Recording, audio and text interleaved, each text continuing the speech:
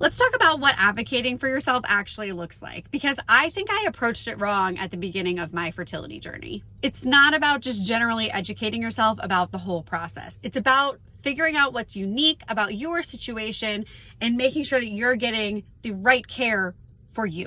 So for example, my uterus has a lot of recurring scar tissue issues. And I didn't know until I saw a specialist in the last 6 months that officially diagnosed me with Asherman syndrome. I think it's a well-known term in the IVF space. I don't think treating it is super well known, which is why I had to see a specialist.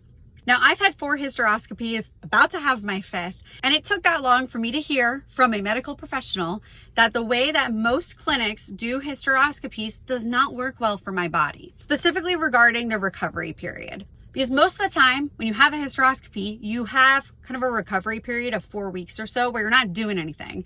Often you're taking supplemental estrogen, and that is supposed to help prevent the regrowth of scar tissue. But guess what happens to me? All of that scar tissue regrows within the 6-week period. And then it looks like I have to have another hysteroscopy.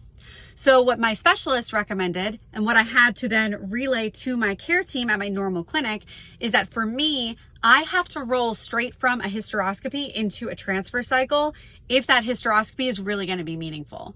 So instead of that 4 to 6 week period, for me, it's like 2 to 3 weeks. While all of these medical professionals are experts, they're all experts in slightly different things. So I've had to connect the dots between their different expertise in the way that relates to me.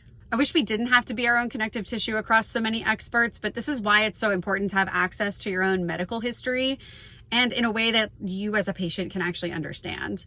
This is a huge reason why we're planning a massive overhaul of our results portal in the Umbrea app, because we want you to be able to track a lot of different results, see trends over time, see patterns across different cycles, because all of that helps you relay the story of your journey to different experts. And then again, get the answers you need and advocate for yourself.